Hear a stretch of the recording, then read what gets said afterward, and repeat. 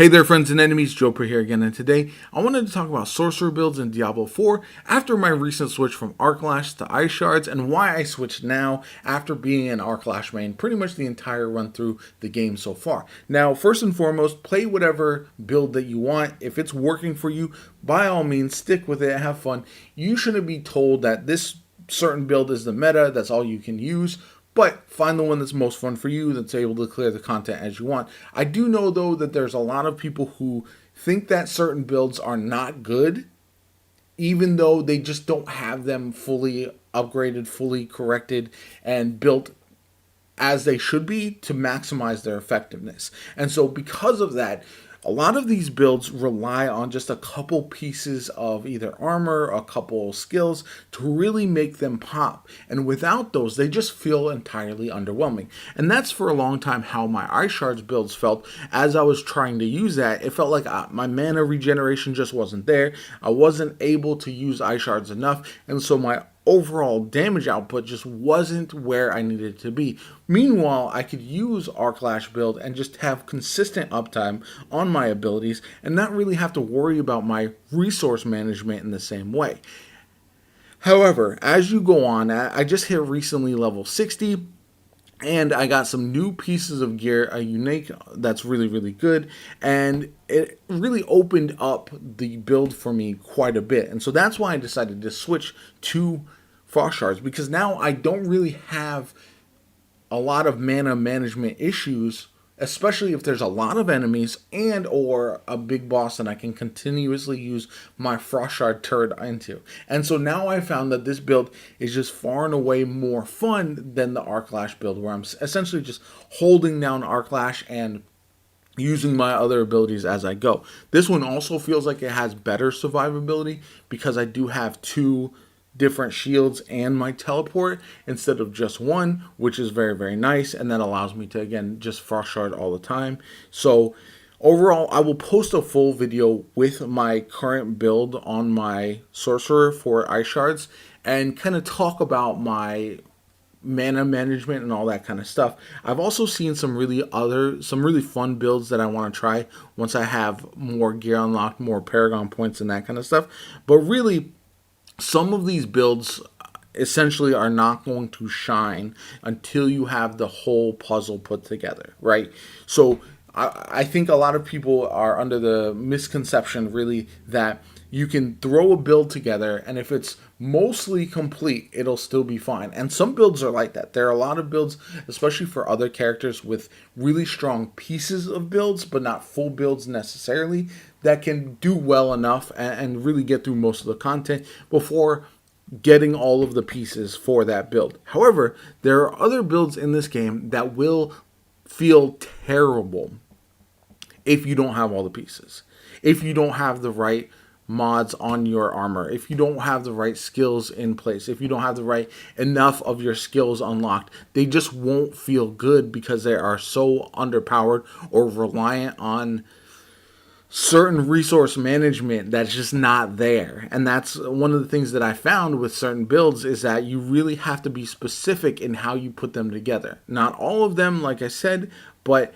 that is something to keep in mind going forward as you're making your build, as you're tinkering with stuff. This is why I tell everybody that you should be changing out some of your skills, trying out new things, seeing what works for you, trying out some of your different upgrades for your armor sets, because you never know when one piece of your build, you're going to toss it in there and it's going to change everything. Like, for example, I have that unique piece, the Frost Blaze, I think it is. And essentially what it does is after I kill frozen enemies, it drops another Frost Nova, and essentially I have my Frost Nova really leveled up. I have like an advanced Frost Nova, so that's a lot mystical Frost Nova, so that's making enemies vulnerable, so it's adding additional vulnerable chances because I am dropping the Frost Nova even more so than just when I use it on cooldown. So the other thing is, like, I can use my cooldowns to generate mana to continuously use my Frost Shards if I get low, if it's not auto regenerating because I am hitting vulnerable targets. So there's a lot of things that kind of synergize together, and without all these pieces, it just wouldn't shine in the same way. It wouldn't feel as powerful as it does. And that's something that I always like to tell folks when they're making their builds in Diablo 4 is look at the build as a full puzzle and not just a bunch of pieces you're throwing together. And if you do that, if you synergize everything and you get it right, you're going to have some builds that are absolutely going to pop off. I've seen some meteor builds that I really want to try that look awesome. Some zoo builds, which are essentially summoning builds with like hydras and stuff like that, that look like they could be a lot of fun.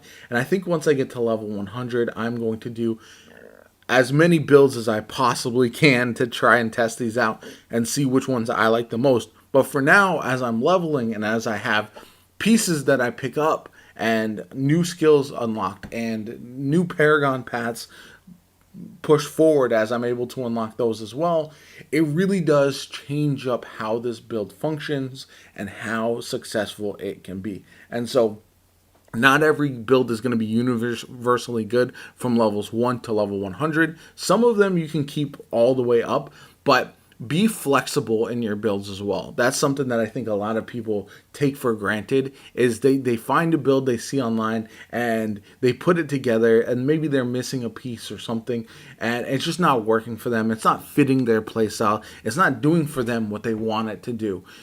But if you just tinker with it a little bit, maybe you find a different piece that works better for you, your play style, and how you want to use your cooldowns and your abilities and all that stuff. As we see throughout the game, right? One thing to be ready for as well is that when Season 1 hits, we're probably going to have a meta change as well. So your favorite build previously might not be your favorite build once Season 1 hits, as we get either some kind of artifact to change up the way the playstyle, or as we've seen in Diablo 3, you could also get something like just some nerfs and buffs that we're going to see consistently throughout the life cycle of Diablo 4. And so be flexible. Don't rely on just one build. Be ready for when a build gets hit or gets buffed, so that way you can test it out and see if it's going to work for you. Changing up builds doesn't seem very prohibitive in Diablo 4. It's pretty inexpensive with gold as you proceed up the levels. So experiment, try new things, see what works for you, have fun with the game. Don't worry about what's the meta and what's not. Use whatever is most fun for you, that you can beat the content that you want to beat and enjoy the game. Anyway, that's going to do it for me. My name is JoPa. I hope you had enjoyed the video. Like the video if you did. Subscribe to the channel. Stay tuned. Subscribe because you're not going to want to miss my take on the iShards build. I'm going to be posting that in the next couple days as well. I'm very excited about that. I just got to do a full breakdown. I was missing a couple pieces that I wanted to add to it before I posted it as well. But anyway, I hope you have a good one. My name is JoPa, and I'll catch you all later.